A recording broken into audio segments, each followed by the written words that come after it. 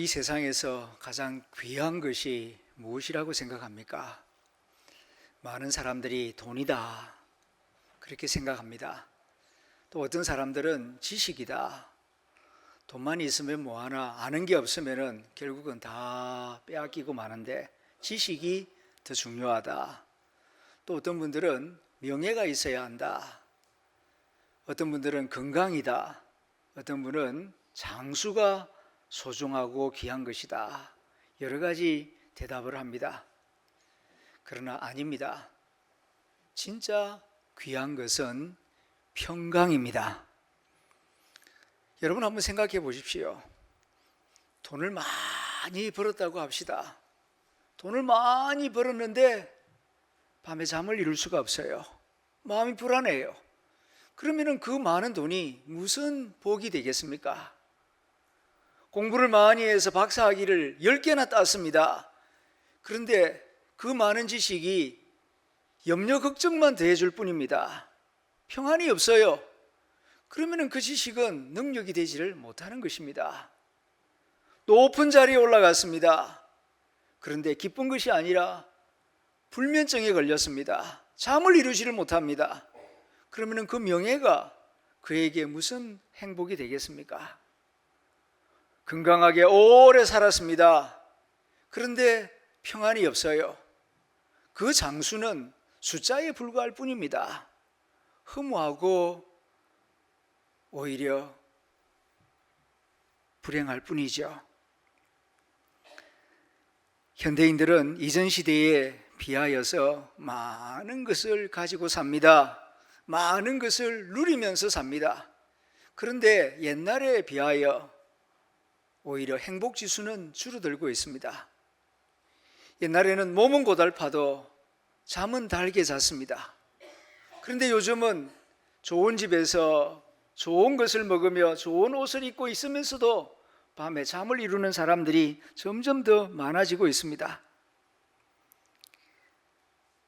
왜 그렇습니까? 평강의 가치를 모르고 살아왔기 때문입니다. 돈의 가치는 잘 알아요. 돈이 많으면 얼마나 좋은가. 지식의 가치도 압니다. 그래서 열심히 배우려고 하고 또 가르치려고도 합니다. 허리띠를 졸라매면서도 자식들 좋은 공부시키려고, 좋은 학교 보내려고 부모가 얼마나 수고를 많이 합니까? 지식의 가치를 알기 때문입니다. 그런데 평강의 가치는 잘 몰라요. 그래서 한평생 그렇게 열심히 살아왔음에도 불구하고 끝에 가서는 허무감에 빠지는 그런 현대인들이 참 많습니다. 하나님은 우리에게 평강 주시기를 원하십니다. 민수기 6장에 보면은 하나님께서 모세에게 지시하시는 말씀이 나옵니다. 23절에서 26절 말씀입니다.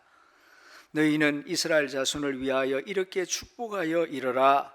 여호와는 내게 복을 주시고 너를 지키시기를 원하며 여호와는 그의 얼굴을 내게 비추사 은혜 베푸시기를 원하며 여호와는 그 얼굴을 내게로 향하여 드사 평강 주시기를 원하노라 할지니라. 하나님은 너희에게 평강 주시기를 원하신다. 이 사실을 이스라엘 백성들에게 선포하라고 모세에게 하나님이 지시하셨습니다.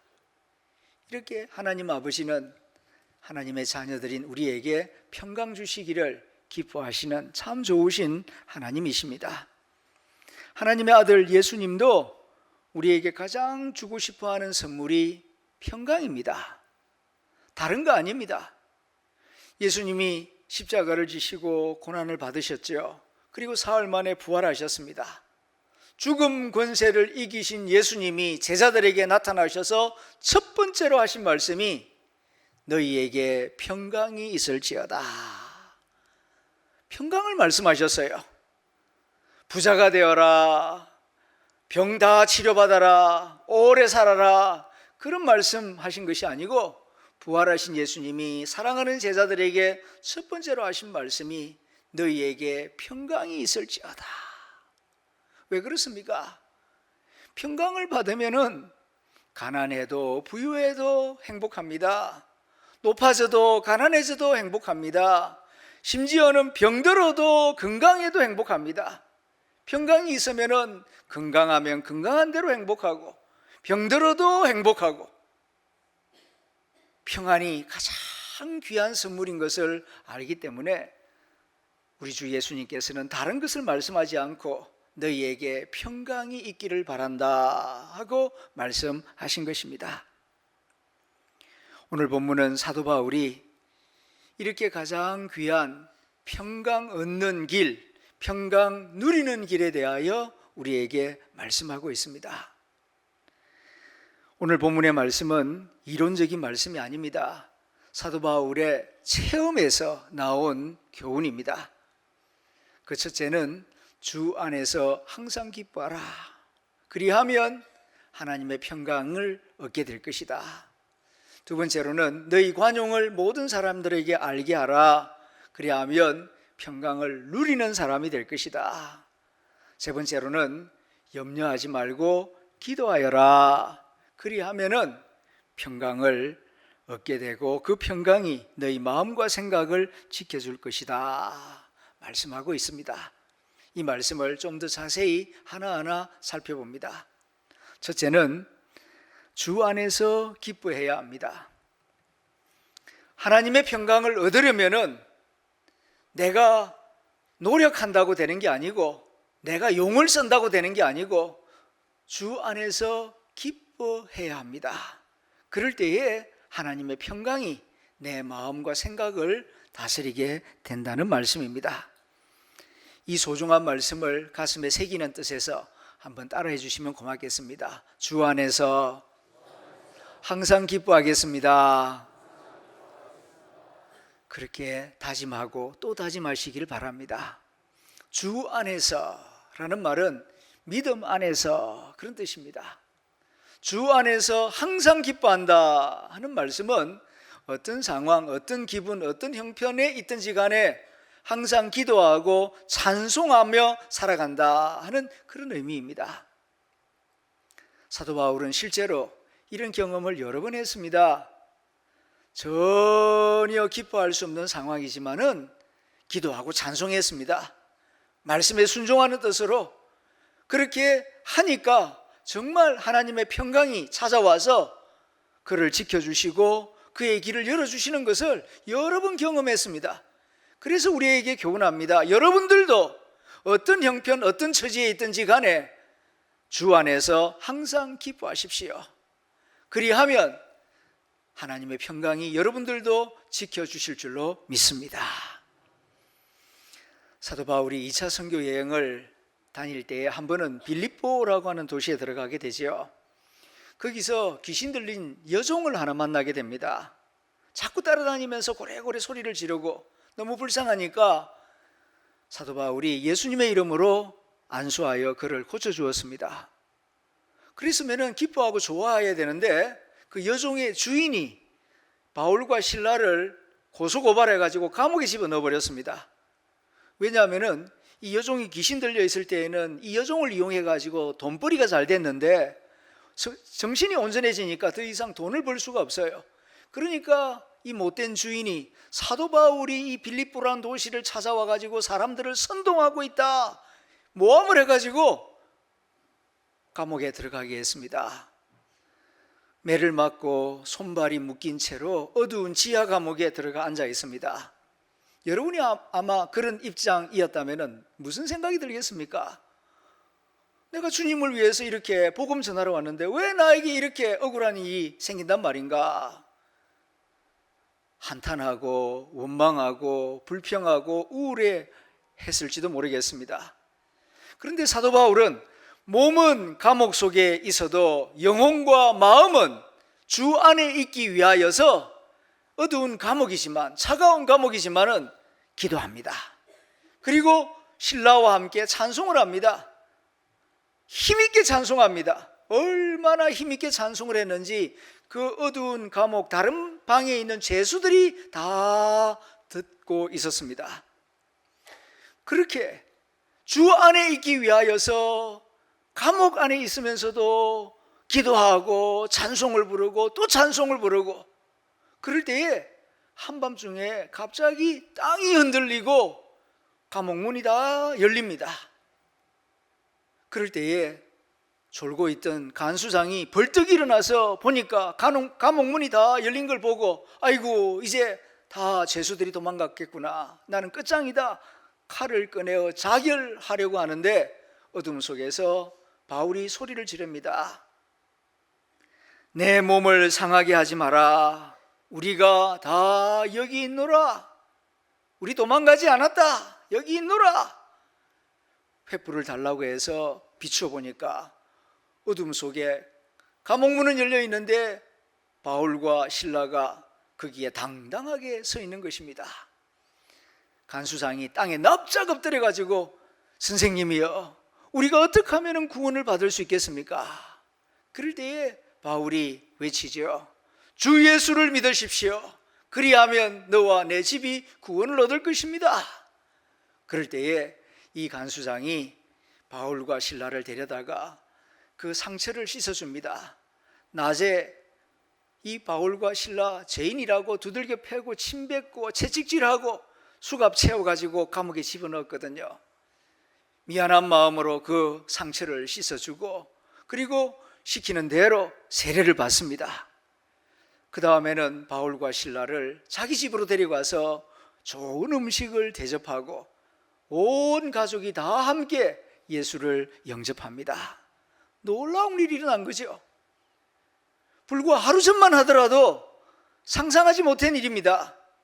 억울한 일을 당해서 감옥 안으로 들어올 때만 하더라도 왜 나에게 이런 일이 있나, 이해할 수 없는 일 때문에 마음이 무거웠을 것입니다. 그러나 바울과 실라는 몸은 감옥 안에 있어도 항상 주 안에 있기 위하여서 감옥 안에서도 기도하고 찬송할 때에 이렇게 한밤중에 자기를 때리고 침뱉고 수갑을 채운 그 간수장이 예수를 믿고 본인뿐만 아니라 온 가족이 다 예수를 영접하는 놀라운 변화가 일어난 것입니다. 바울은 이 일을 잊을래야 잊을 수가 없었을 것입니다. 정말 그렇구나. 어떤 상황에 있든지 간에 주 안에서 항상 기뻐하면 하나님께서 놀라운 은혜를 베푸셔서 정말 내 상상과 계산과 이해력을 초월한 하나님의 능력과 하나님의 평강이 내 길을 인도하시고 열어주시고 놀라운 변화가 일어나게 하시는구나. 이것을 깊이 깊이 생각하고 우리에게 교훈하는 것입니다. 여러분들도 때로는 원치 않은 일이 생기기도 하고 억울한 일을 당하기도 하고 힘겨운 일이 생긴다 할지라도 주 안에서 항상 기뻐하십시오. 그리하면 나와 함께 하신 하나님의 능력과 평강이 여러분들과도 함께 하실 줄로 믿습니다.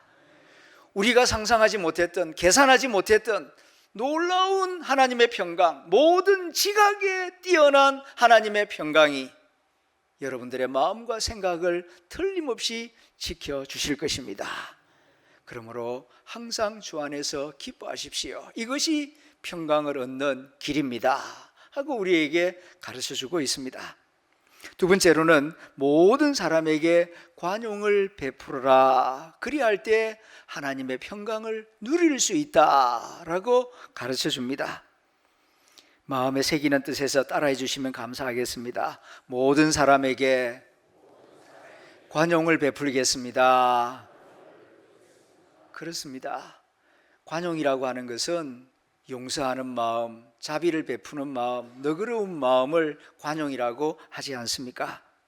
관용은 자연스럽습니다. 관용은 조용합니다. 관용은 넉넉합니다. 관용은 향기처럼 은은합니다. 관용이 있는 곳에 하나님의 평강이 함께합니다. 관용은 하나님의 성품이기 때문입니다. 가만 보면 교회를 다닌다고 하면서도 관용하지 못한 사람들이 들어있어요. 세상 사람들보다 더 째째하고 인색하게 살아갑니다. 하나님의 평강이 함께하지 않습니다.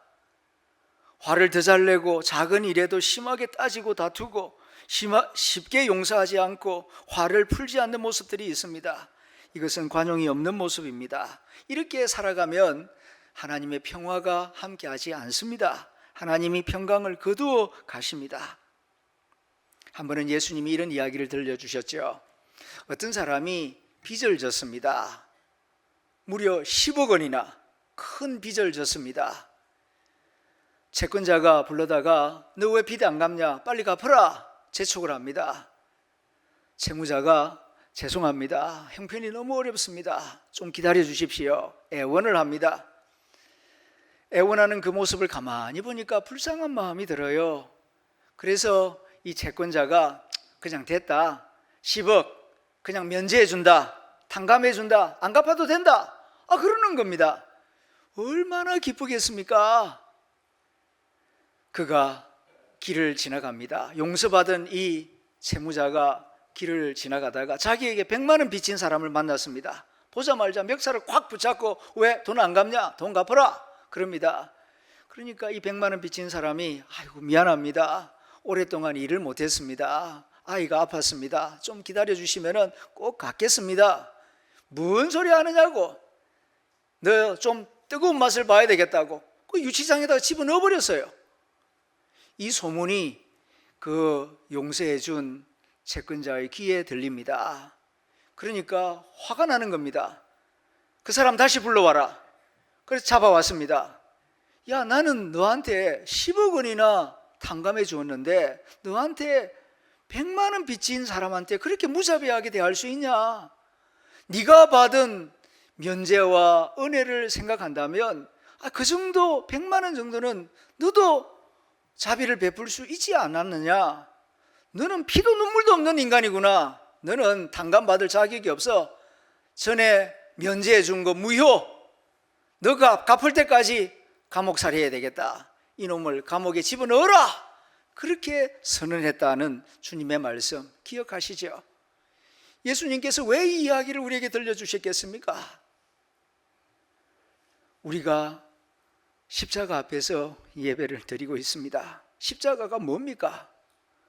원래 죄인인 내가 저 십자가에 못 박혀서 내가 죽어야 하는 자리 아닙니까? 그런데 나를 살리기 위하여서 하나님의 아들 예수님이 대신 저 십자가에서 피 흘려 죽으셨습니다. 그래서 내가 새 생명을 얻어 이 자리에 나와 예배를 드리고 있는 것이 아니겠습니까? 이걸 잊어버리고 나에게 좀 잘못한 사람들, 너 뜨거운 맛을 봐야 되겠다고 복수심을 품고 안갚음을 하겠다고 그렇게 이를 갈고 있으면은 주님께서 보실 때에 어떻게 생각하시겠습니까? 용서해 주신 것, 은혜 베푸신 것 혹시 무효? 안 되겠다. 네가 좀 뜨거운 맛을 봐야 되겠다. 그러면은 우리가 어떻게 감당할 수 있겠습니까? 관용할 줄 모르는 인간에게는 하나님이 무자비하게 대하십니다. 긍휼히 여기는 자가 복이 있나니 그가 긍휼을 얻을 것이다. 주님 말씀하셨습니다. 관용이 많은 사람들의 언어적 특징이 있습니다. 마음속에 관용이 있는 사람이 입술로 자주 하는 말이 있어요. 그게 뭐냐 하면은 괜찮아. 너무 걱정하지 마. 괜찮다니까. 그리고 또 자주 하는 말이 그럴 수도 있지. 사람인데 어떻게 다 완벽할 수 있나? 그만하면은 잘했어. 최선을 다했으니까 다음에 또 하면 되지 뭐. 그럴 수도 있어. 이런 말을 자주 하는 것입니다. 자녀들에게, 며느리에게, 아내에게, 남편에게 그리고 자기 자신에게도 이런 말을 자주 해줍니다. 이런 언어가 가득한 집안에는 하나님의 평강이 함께합니다. 치매를 연구하는 의사의 이야기를 들어보았습니다. 나이가 들면서 치매 걱정을 하는 경우가 들어있는데 누가 치매에 잘 걸리느냐? 여러 가지 요인이 있습니다만은 성격적 특징도 있다는 것입니다. 이런 성격을 가진 사람은 확률적으로 치매에 좀 더 잘 걸리더라 하는 연구가 있다는 것입니다. 좀 재미있게 표현을 하자면은 첫 번째가 귀차니스트입니다. 모든 걸 다 귀찮아해요. 그냥 귀찮아. 이런 말, 이런 생각 많이 하면은 치매 걸릴 확률이 높아진답니다. 두 번째로는 굼뜨니스트가 있답니다. 행동이 굼떠요. 느릿느릿하고 뭘 좀 하자 그러면은 잘 안 하려고 그래요. 굼뜨니스트. 그리고 세 번째로는 고야니스트가 있답니다. 성격이 좀 고약한 사람. 남의 입장 헤아릴 줄 모르고 자기만 딱 아는 사람, 이런 성격을 지닌 사람들은 치매 걸릴 확률이 높아진다. 전문가의 이야기입니다. 그러니까 관용해야 치매도 예방할 수 있다 하는 말씀입니다. 남에게도 관용을 베풀어야 하겠지만은 나 자신에게도 관용을 베풀어야 하겠습니다. 오늘 성경을 자세히 보면은 모든 사람에게 관용을 보이라. 나를 포함한 모든 사람에게. 그러니까 너무 완벽하려고 하지 마세요. 완벽 안 해도 괜찮습니다. 완벽주의 성격을 가진 사람들이 신경쇠약이나 불면증으로 고생하는 경우가 많습니다. 가까운 사람에게도 나 자신에게도 괜찮아, 그럴 수도 있지, 이렇게 좀 관용하는 말을 자주 들려주시길 바랍니다. 관용이 있는 곳에 하나님의 평강이 있기 때문입니다. 세 번째로는 염려를 기도 제목으로 바꾸어라. 그리하면 하나님의 평강이 너희 마음과 생각을 지켜줄 것이다 말씀합니다. 6절을 제가 읽습니다. 아무것도 염려하지 말고 다만 모든 일에 기도와 간구로 너희 구할 것을 감사함으로 하나님께 아뢰라. 이 말씀을 말씀대로 보자면은 아무것도 염려하지 말고, 이게 앞에 나오죠. 그 다음에는 기도와 간구로 순서가 1이 되어 있습니다. 그런데 이게 잘 안 돼요. 먼저 모든 걸 염려하지 마, 아무것도 염려하지 마라 그랬는데 아무것도 염려하지 않으려고 하니까 저 같은 사람은 생각이 많아서 그런지 염려가 하나 더 생기더라고요. 염려하지 말아야 한다는 염려가 하나 더 생기더라고요. 그러면 어떻게 하면 좋은가? 저는 그렇게 생각합니다. 그냥 염려가 떠오르면은 염려는 떠오르는 대로 염려하자. 대신에 염려를 완제품으로 만들지 말고 그 마음속에 떠오르는 염려를 기도 제목으로 어떻게 하면 바꿀 수 있을까? 염려를 기도 제목으로 바꾸어 나가자. 이렇게 생각을 하고 노력을 하고 있습니다. 여러분들이 주일 예배 드리려고 집을 떠나서 길을 걸어서 교회로 들어오십니다. 그냥 들어오는 게 아니죠. 문을 지나서 이 본당 안으로 들어오십니다. 주일마다 저 예배당 문을 통과하실 때마다 이렇게 생각하시면 좋겠습니다. 이 예배당 문은 변화의 문이다. 그냥 새 문이 아니고 변화의 문이다. 무슨 변화냐? 염려를 기도 제목으로 바꾸어주는 변화의 문이다. 이렇게 믿으시길 바랍니다. 이렇게 믿고 저 문을 통과하여 의자에 앉아서 예배드리기 시작하면은 마음속에 있던 염려 걱정이 기도 제목으로 변하면서 소망이 되고 하나님이 주시는 은혜가 되고 메시지가 될 줄로 믿습니다. 영국의 찰스 스폴존이라고 하는 유명한 목사님이 있습니다. 그분이 염려에 관하여 아주 좋은 말을 우리에게 안겨주었습니다. 사람이 자신의 머리카락 숫자는 능히 헤아릴 수 있을지언정 자신의 염려의 숫자는 결코 헤아릴 수 없을 것이다. 이렇게 우리의 염려의 숫자가 많고 또 다양하다면 우리의 기도의 숫자도 역시 많고 다양해져야 한다. 마치 연금술사들이 모래에서 금을 캐내듯이 우리 모든 신앙인들은 염려 가운데에서 기도를 캐어내는 기도의 연금술사들이 되어야 한다. 정말 멋진 말이죠. 이 정도 되면은 설교가 예술이라고 할 수 있지 않겠습니까? 연금술사들, 그 바위가루와 같은 그 쓸모없는 모래, 그 모래를 녹여가지고 그 속에서 금을 찾아내고 만들어내는 사람들이 연금술사들입니다. 우리가 그 연금술사들처럼 기도의 연금술사가 되어야 한다는 말씀입니다. 염려, 걱정, 근심, 불안, 이 모래알같이 불필요하고 쓸데없는 것 같은 이런 염려 걱정들, 그것 때문에 괴로워하고 한숨만 쉴 것이 아니라 그 염려 걱정들 가운데에서 기도 제목을 뽑아내서 그 기도 제목을 붙잡고 하나님께 나아가면서 하나님의 인도하심을 받는 그런 신앙인이 되라는 교훈이 아니겠습니까?